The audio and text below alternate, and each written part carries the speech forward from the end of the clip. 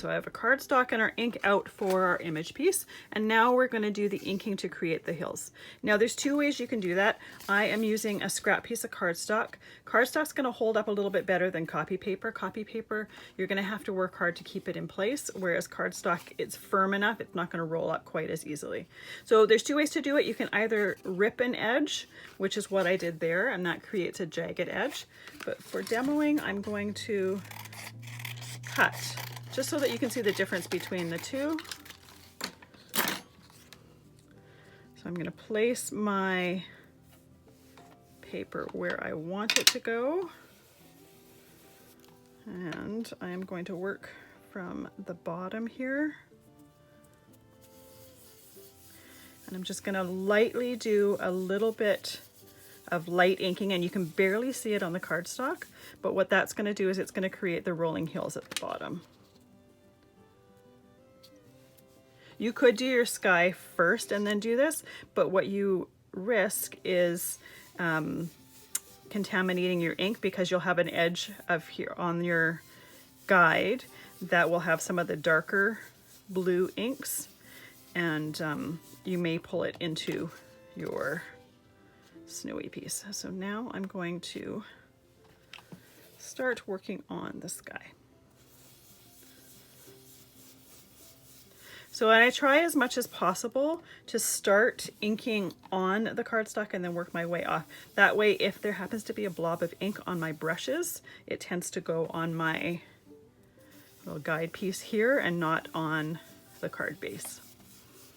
Although for this top piece, because we're doing the entire sky, it wouldn't be as bad if it went onto that piece, because we could easily blend it out. A little bit harder when it's the snow area, because you want that to be a little bit lighter. So I've got my light down. Now I'm working on my medium darker blue. If your piece here shifts, just put it back in place. You could use a temporary adhesive to hold it in place, but because we're doing something so simple, it's easy enough to just hold it in place.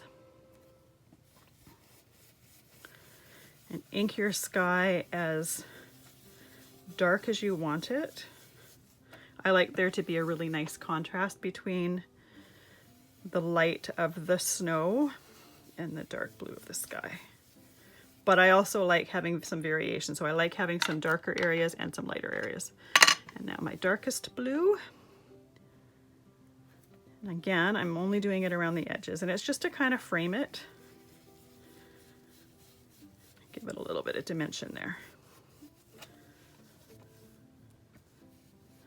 A little bit more in that corner and a little bit more right there. All right, so our background there is done. The next step is we're going to emboss our moon. But before we do that, I want to use my, you can heat set it, but you can also use your embossing buddy, embossing pouch. I can't remember I can't remember what this particular one is called. There's many companies that make them, and what it is just a little bit of cornstarch, I think, in felt, and that just takes all the moisture away from your ink.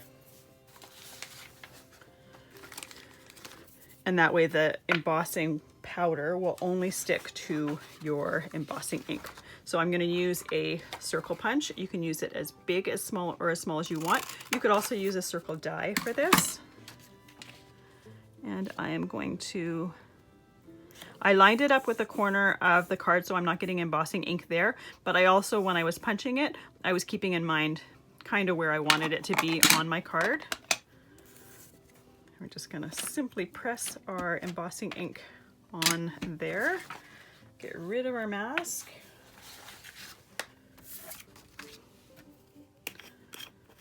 And pour our powder on there.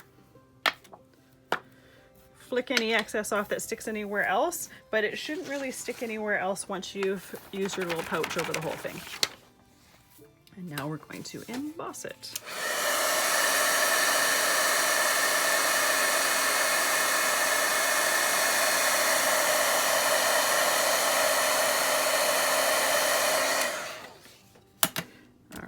You could stop there if you want with the embossing, but what I wanted to do is just add a slight edge of gold around the edges there, and it's a really nice way to frame something without necessarily having a cardstock mat.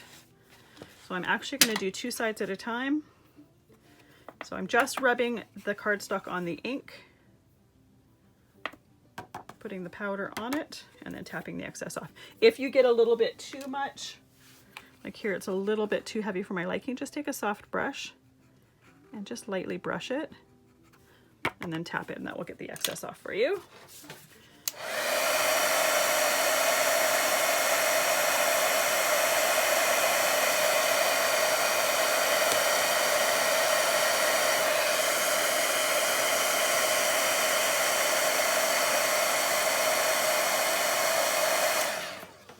See how it just adds a nice subtle gold edge to it? Just gives it a little bit of sparkle, as well as the fact that because the card base is white and our snow on the bottom of this card is white, it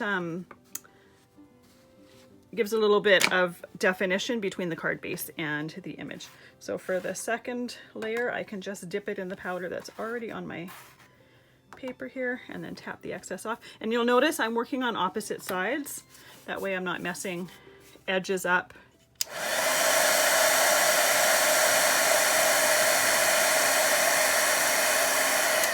Personally, I just find it easier that way.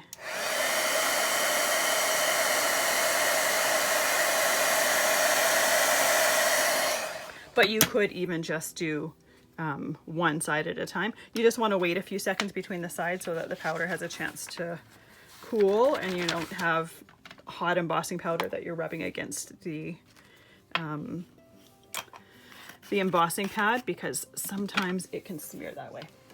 All right, so this piece is nearly done. I am going to glue it to the front of my card here.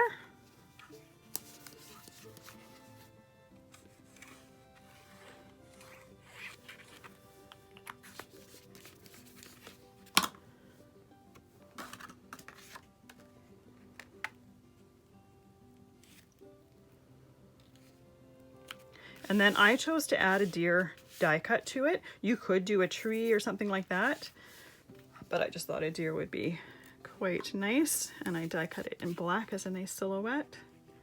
So I'm going to glue that guy on there as well.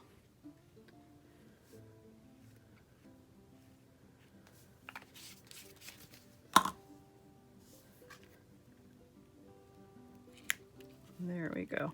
And then something that I'm going to add to this card, I didn't do it to my sample, but I just thought it might be a nice addition, is to add dots of stickles as if it was snow. But you look, see how the difference between the edges from the cut edge and from the torn edge? Neither one is right or wrong, it's simply personal preference. So for the little snow, I'm just gonna dot stickles all along the back of the sky,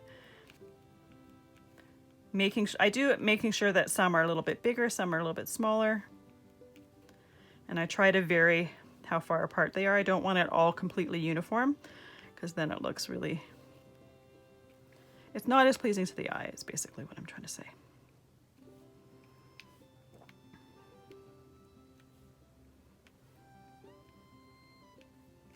There we go. It'll be slightly different once it's dry, but that's perfect.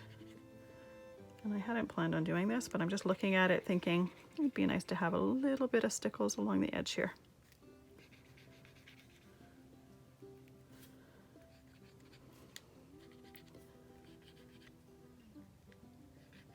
So you can go as much or as little as you want here.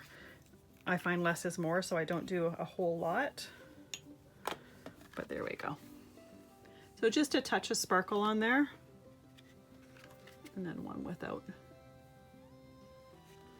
So there you go, that's our third card. So this one here, you may have noticed when I first folded it, it didn't hold right there, and that was because I didn't have the weight of the card front on the front here. Move my brush out of the way, but there you go. A little bit hard to see from this angle. But a nice way to display a card and have a sentiment showing.